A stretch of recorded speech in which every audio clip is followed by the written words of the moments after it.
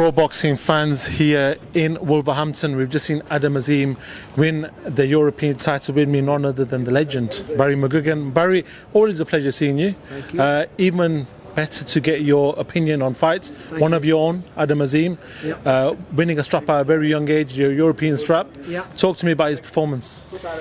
Yeah, he was really good tonight. He showed that he can be aggressive, and I've tried to convince him of that for a long time. At times he was hesitant and he could have walked him down. Instead of just throwing one shot, he should have been throwing 3 shots and then walking him down, throwing 3 or 4 more shots. But he did that in the end and he got him out of there, and that's what it takes. I mean, I was an attritional fighter who wore people down.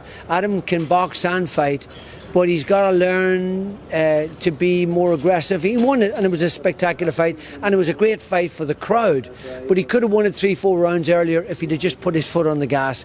And he's got to believe in himself more. But he's a sensational kid. He's got, fantastic career ahead of him, and we believe he's going to go all the way.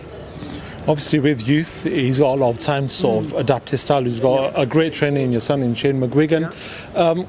You've seen him in the gym. You've seen him. A lot of fighters get shown in the gym before they actually come out and perform on the big lights. How much more have we got to see of Azim? I think you honestly, and I keep saying this, but you're only seeing a little bit of what he's got.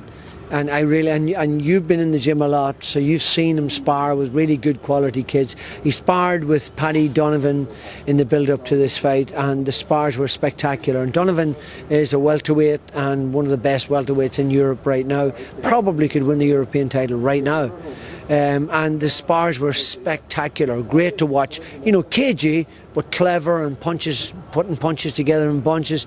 Really great to watch. And this is the sort of stuff that's going to bring him on. And so our education, as much as it is in the ring, we're doing it in the gym as well, and that's the way it has to be. It has to be a two-handed approach. But he's got to learn to throw more punches. He was spectacular tonight, and the left hook in the 3rd round where he dropped him, 2nd round. Oh, what a left hook was great. If he'd hit him one more time like that, he would have knocked him clean out. But when he hit him with that shot, he clamped up. And Petitjean was very, very cagey after that and wouldn't throw shots, throw the occasional looping right hand. But all he had to do was back him up and just pepper him with shots, batter him up and down.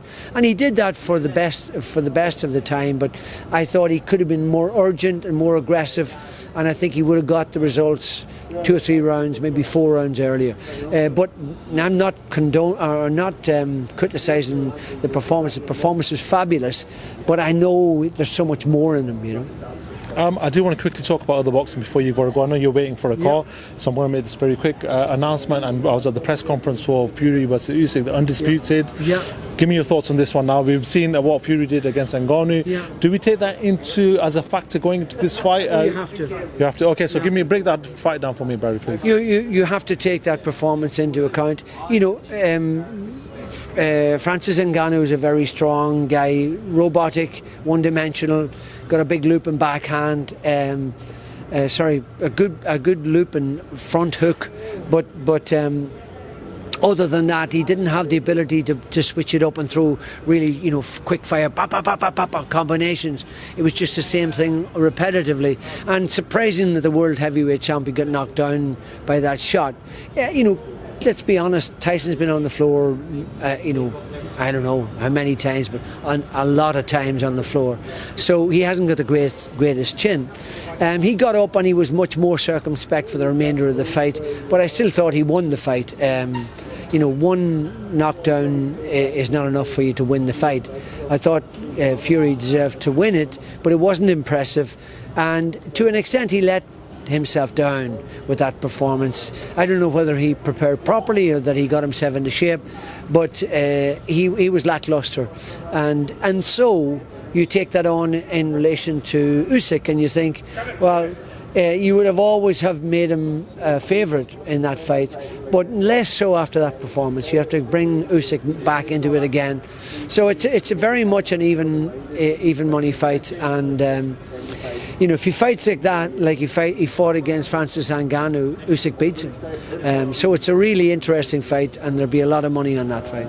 Another heavyweight, Anthony Joshua, fighting Otto Wallin on December 23rd in Riyadh. A lot of talk about his change of trainer for this fight in Ben Davison.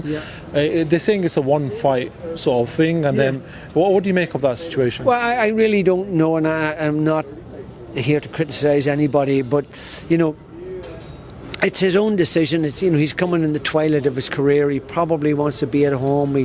He was using the American, and he obviously wasn't happy with that. Probably prefers to train at home. And Ben is a decent trainer, no question about that. But you know, how much can Joshua learn at this stage? I think he's just got to tighten everything up. He's got to get himself into great shape.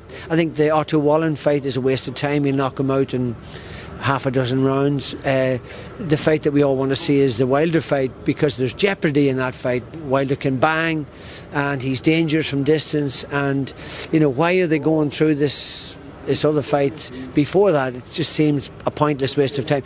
Nevertheless, that's what we get. You know, they're teasing the fight and making it bigger. But yeah, that's the way I look at it. Final one, you talked about Deontay Wilder, then he is fighting Joseph Parker. But Wilder hasn't really been out in the ring. We saw him in a little stint against Robert Helenius, where he knocked him out in the first round. He's not really had the rounds in. No. Could we see the inactivity cause problems on December 23rd against a good Joseph Parker? I think this is a really tough fight for him. Joseph Parker's a very good fighter, got a good chin. Andy Lee's a very good coach, clever tactically. So you know, this is a much tougher fight than I think Wilder imagines it is.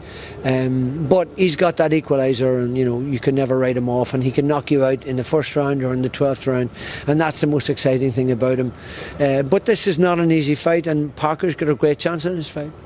Barry, I am going to let you go. I know it's late and you want to go and grab some food. Thank you so much, Doctor.